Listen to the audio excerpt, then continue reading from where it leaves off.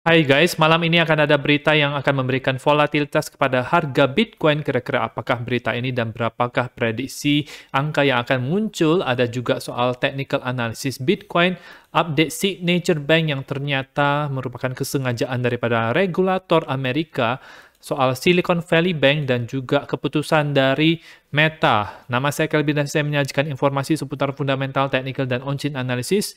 Klik like dan subscribe untuk mendukung channel saya. Kita akan lihat dulu untuk technical analysis daripada harga Bitcoin. Untuk time frame daily-nya close dengan hijau ya teman-teman, bagus, ini bullish ya teman-teman, bisa sampai ke 24.000 dalam waktu yang singkat sekali, sekarang tertahan daripada garis resistance warna merah ini.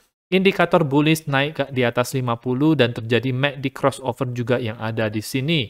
Penentunya adalah apakah dia bisa menembus harga 25.000 atau tidak, membuat yang namanya inverted head and shoulders harus breakout ke atas, kemudian retest, dan akan bisa ke harga yang lebih tinggi lagi.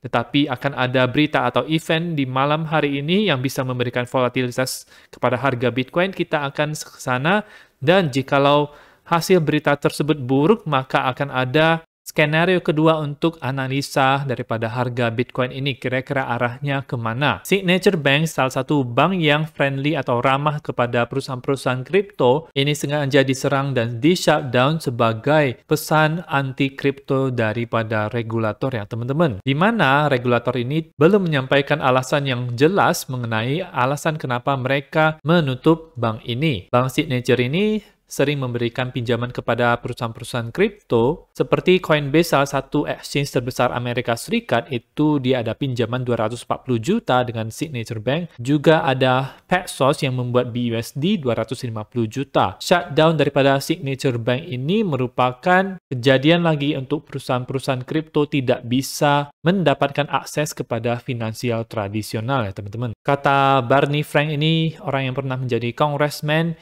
ini merupakan pesan anti-kripto kepada perusahaan-perusahaan kripto yang ada sebagai salah satu cara untuk mensuppress, membatasi ruang gerak perusahaan-perusahaan kripto agar tidak terlalu berkembang dan menjadi disruptif terhadap perusahaan-perusahaan finansial yang sudah berdiri sejak lama seperti bank-bank yang ada di Amerika ini ya teman-teman. Tetapi dari sejarah membuktikan kalau teknologi itu tetap akan diadopsi ya teman-teman. Jadi kita sudah tahu apa hasil akhirnya. Update soal Silicon Valley Bank di mana FDIC ini akan mencoba lagi untuk melelang bank ini. Berarti yang kemarin itu gagal ya teman-teman. Bank Silicon Valley ini akan kembali ke blok lelang. FDIC berusaha untuk kedua kalinya mencari pembeli-pembeli untuk bank yang sekarang akan kolaps ini. Di weekend kemarin, lelang tersebut ketika berlangsung buka beberapa jam, tetapi tidak ada kepastian atau tidak ada transaksi yang terjadi. Ada penawaran yang dilakukan oleh suatu institusi, tetapi ditolak oleh FDIC sendiri. Nah, ada Bank Silicon Valley yang khusus di Inggris, di mana ini diambil oleh HSBC, bank gede yang ada di sana dengan harga 1 pound sterling ya teman-teman. Tetapi bukan berarti ini maksudnya murah, tetapi HSBC harus menanggung apa yang menjadi hak-hak daripada nasabah yang ada di Silicon Valley Bank bagian UK atau Inggris. Kemudian ada keputusan besar yang dibuat oleh Meta sendiri di mana mereka tidak akan lagi menaruh NFT di Instagram dan Facebook. Hal ini terjadi setelah 10 bulan mereka launching NFT. Ini merupakan keputusan yang salah menurut saya karena NFT sendiri juga belum booming ya teman-teman.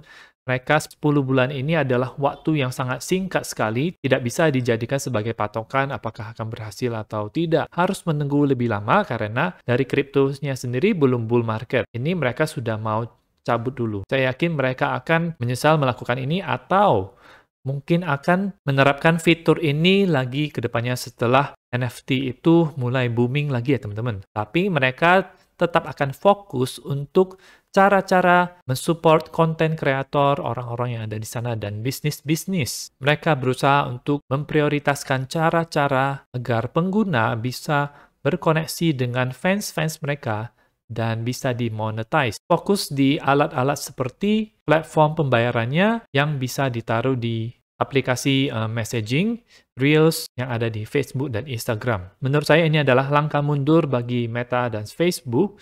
Harusnya mereka bertahan lagi untuk soal ini, pasti akan berbuahkan hasil. Intinya harus bersabar. Kita akan lihat kondisi stablecoin yang ada sekarang.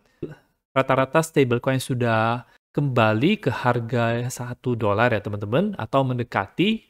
Tether masih stabil di $1, USDC itu beda 0,2 atau 0,3%, BUSD juga dekat sekali dengan $1. Stablecoin yang lain juga rata-rata dekat dengan $1, jadi tidak ada masalah di peg lagi yang terjadi di sini. Ketika sesuatu terjadi ya teman-teman, kita harus bersikap tenang, berusaha memikirkan masalah ini menggunakan logika bukan dengan perasaan, tetapi itulah tantangannya karena susah ketika berada di dalam situasi di peg ini, kita bisa tenang dan menggunakan logika kita.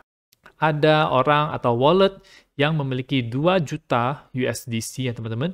Dia mau convert ke USDT, tetapi sayangnya dia mendapatkan $0,5 USDT saja. Itu karena kepanikan dia. Dan sekarang dia melihat kalau USDC itu sudah balik lagi ke $1 ya teman-teman. Ini dia pasti sangat menyesal sekali melakukan hal tersebut. Makanya di dalam industri ini karena masih sangat riskan sekali ya teman-teman. Apalagi USDC yang merupakan perusahaan besar, ini bisa terkena, diserang. Kita harus benar-benar waspada dan mengambil langkah-langkah safety yang baik juga. Dan kita akan ke berita yang akan memberikan volatilitas kepada harga Bitcoin dan skenario lain untuk analisa harga Bitcoin-nya ya teman-teman. Di mana berita yang akan muncul jam 7 malam itu adalah berita CPI inflasi, Customer Price Index, month to month, year to year, dan juga core CPI. Ada forecast-nya 0,4%, 6%, dan 0,4%. Nah, ini ada bocorannya teman-teman. Ini dari Federal Reserve Bank of Cleveland. Dia memiliki namanya Pusat Penelitian Inflasi, jadi khusus inflasi. Di mana di video sebelumnya saya pernah bilang kalau orang ini yang men-screenshot apa yang ada di sini itu, dia salah baca menurut saya karena dia pikir yang akan muncul untuk hari ini itu adalah yang bulan Maret yang di sini.